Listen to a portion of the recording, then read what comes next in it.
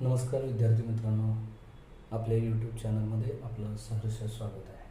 आपण आज नफा तोटा यावरचं एक उदाहरण घेत आहोत. एक पुस्तक विक्रेत्याने काही पुस्तके 2520 रुपयास विकली, तेव्हा त्याला 20% नफा झाला. तर त्या पुस्तकाची खरेदी किंमत किती?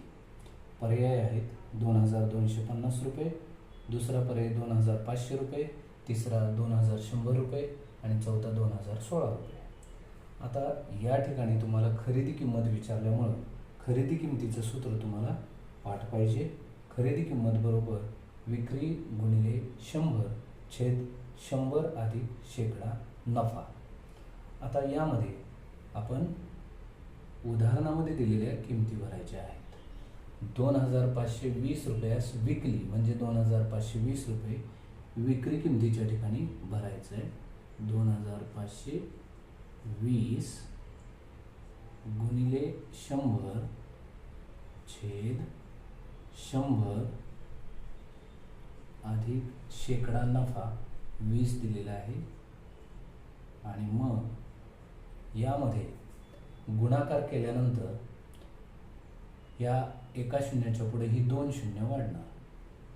2 5 2 आणि 3 शून्य छेद 100 आणि 20ची बेरीज केल्यानंतर येतं 120.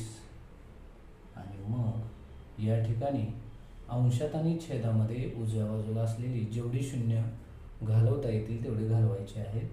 ह्या एका शून्याला इथलं 1 शून्य गेलं आणि मग छेद राहिला 12. 12नं वर भागायचं आहे आपल्याला.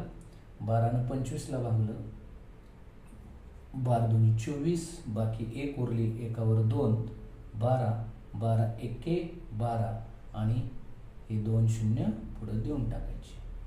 अशा पद्धतीनं खरेदी किंमत आली 2100 रुपये आणि पर्याय क्रमांक 3 हे आपल्या या उदाहरणाचं उत्तर आहे.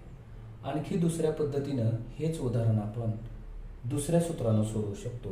ते म्हणजे खरेदी किमतींचे गुणोत्तर बरोबर विक्री किमतींचे गुणोत्तर.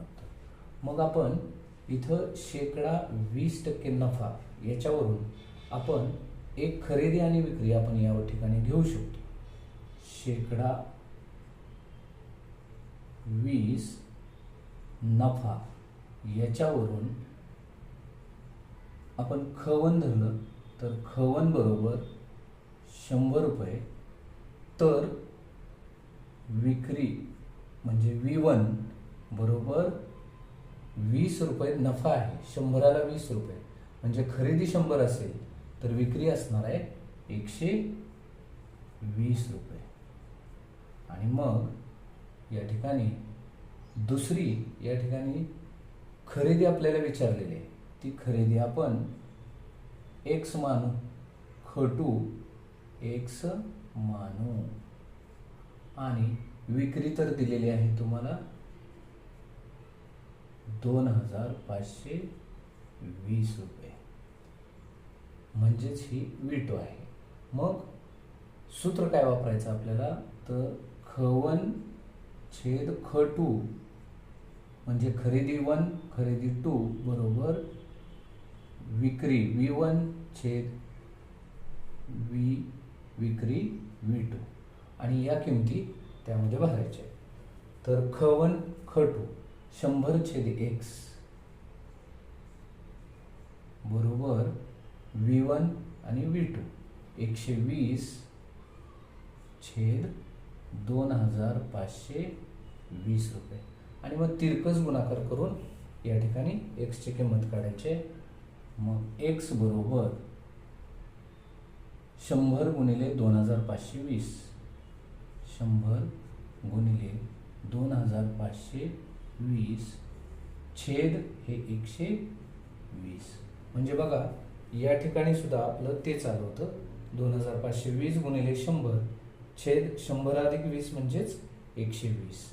आणि त्याच पद्धतीनं हे कॅल्क्युलेशन राहणार आहे. म्हणजेच हा गुणाकार एवढाच येणार आहे आणि त्याच्यामध्ये ह्या शून्याला शून्य या ठिकाणी आपण घालवू शकतो. म्हणजे हा शून्याला शून्य गेला आणि 12 वर भागल्यानंतर 100 गुणिले 12 दोन्ही 24 आणि बाकी एक उरली 12 एक्के 12 21 गुणिले 100 बरोबर 2100 रुपये, की जी एक्स मांडलेली आहे खरेदी, म्हणजे 2520 रुपये विक्री असेल तर खरेदी किती येणार 2100 रुपये.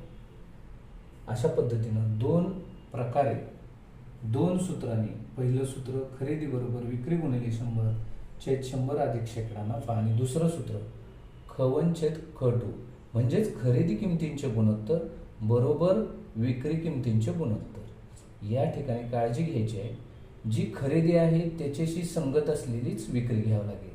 म्हणजे 100 रुपये खरेदी असेल तर विक्री 120 रुपये, अंशामध्ये हे घेतलं तर हे पण अंशामध्येच यायला पाहिजे. आणि खाली विक्री आहे, खरेदी ज्या वेळेला एक्स आहे त्यावेळेला विक्री 2520 रुपये. ही काळजी या ठिकाणी घ्यायची आहे, म्हणजे बरोबर उत्तर आपलं येणार आहे. धन्यवाद मित्रांनो. जर तुम्हाला आवडलं असेल तर लाईक करा, सबस्क्राईब करा, शेअर करा. धन्यवाद.